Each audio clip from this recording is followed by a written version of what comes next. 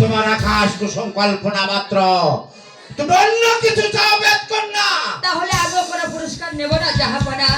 চলো দাদি, রাজাই যখন কথা দিয়ে কথা রাখলো না, তাহলে আমরা এই রাজ্য ছেড়ে চলে যাই দাদি।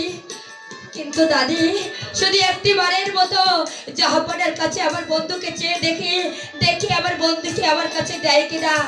জাহাপনা, আপনার কাছে আমি করজোড়ে বিনতি করছি জাহাপনা, আমার বন্ধুকে আমি আজল পেটে ভিক্ষা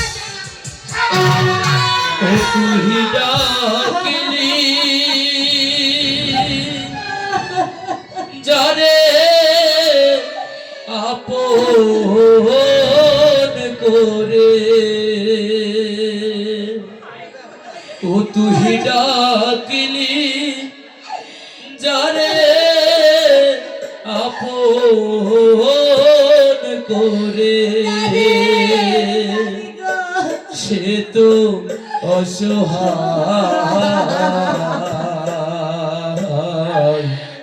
মনের মানুষকে দে চলে যায়।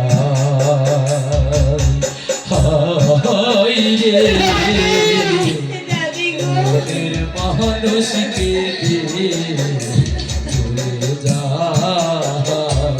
ও তুই ডাকিলি, যারে আপন করে ডাকিলি, যারে আপন করে সে তো অসহায় মনের মানুষকে দিয়ে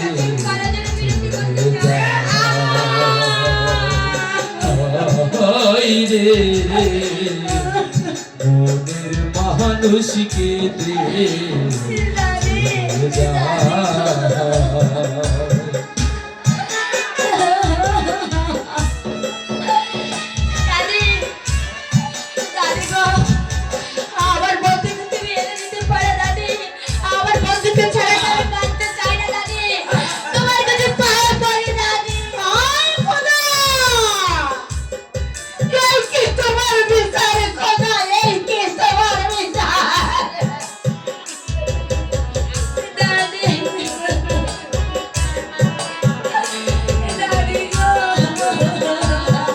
তুই ভালোবেসে খুঁজলি যারে সে তো দুঃখের নীল দরিয়া।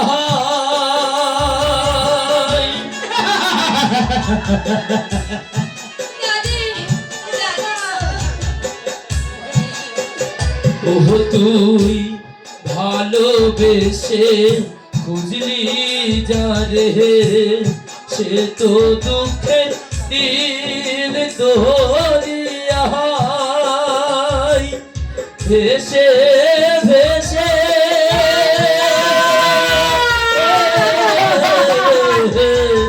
যায় সে কেঁদে, ভেসে ভেসে যায় সে কেঁদে, ভেসে ভেসে যায় সে কেঁদে।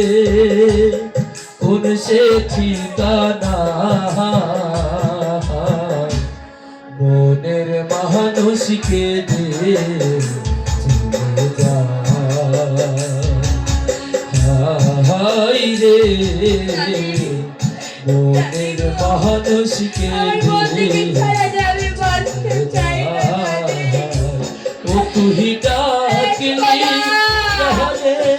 আপন করে ডাকিলি, যারে আপন করে সে তো অসহায়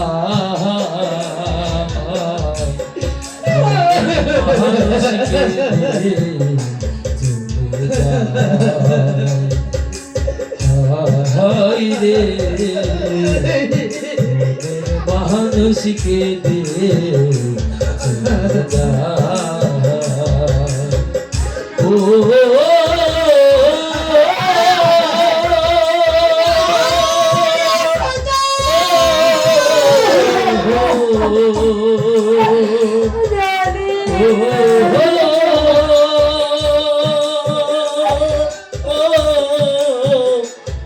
oh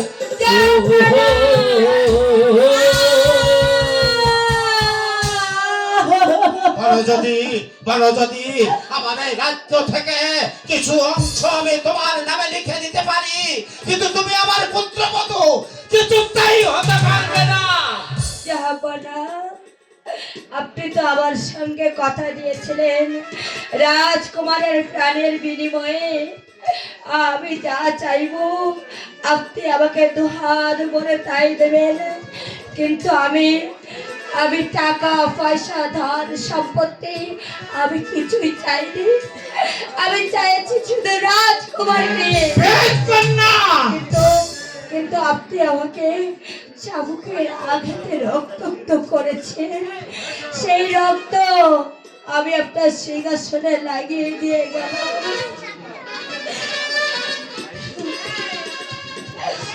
আর আমি আল্লাহ রাসূলের নাম নিয়ে প্রতিজ্ঞা করছি, আমি বেদ কন্যা। আমি সত্যিকারে যদি রাজকুমারকে ভালোবাসে থাকি তাহলে আমার ভালোবাসার বিনিময়ে রাজকুমার একদিন আমার কাছে ফিরে আসবেই আসবে। চলো দাদি। আমার পুত্রকে বাঁচিয়েছো বলে আমি পিতা হয়ে সাধারণ একটা বেদের মেয়েকে কিছুতেই পুত্রবধূ হিসাবে আমি মেনে নিতে পারবো না। এই কে আছিস? হুজুর সাহেবকে রাজদরবারে পাঠিয়ে দে। সালাম জাহাপনা, কেন আপনি আমাকে স্মরণ করেছেন? শোনো নজর সাহেব, এই রাজ্যময় ভীষণ আকারে অভাব মোচনের জন্য ৮০,০০০ মণ খাদ্যদ্রব্য এবং ৩০ লক্ষ টাকা বিতরণ করে দিন। সেই সঙ্গে ধনী পুঁজিপতি ব্যবসায়ীদের খাজনা ট্যাক্স দ্বিগুণ আকারে বাড়িয়ে দিন। আর ঘোষণা করে দিন, এটা রাজ আদেশ। এই রাজ আদেশ যদি কেউ অমান্য করে তাহলে তাকে ১০,০০০ টাকা জরিমানা সহ ৫ বছরের কারাদণ্ড দেওয়া হবে। আপনার আদেশ সাহেব, আমি রাজ্যময় ঘোষণা করে দিচ্ছি। কিন্তু কোনো কিন্তু নয়, শারীরিক অবস্থা কিছুটা উন্নতি হলে আপনার কন্যা তারা মানুষ সঙ্গে আমাদের আনোয়ারের বিয়ের বন্দোবস্ত করুন। আপনার আদেশ আমি প্রাণ দিয়ে হলে রক্ষা করবো জাহাপনা। সবাই চায় বড় হতে, কিন্তু কেউ ভাবে না এত দুদিনের খেলা ঘর মাত্র, কাকে মেরে কে বড় হবে। এই তো বর্তমান যুগের লীলা খেলা। পুত্র যখন বিবাহের উপযুক্ত হয় তখন শুভ কাজটা শেষ না করলে কোনো অশান্তির কালিমায় এই রাজ্যটা সে ফেলতে পারে। কেননা এই পৃথিবীটাই বড় স্বার্থপর, বড় স্বার্থপর, বড় স্বার্থপর।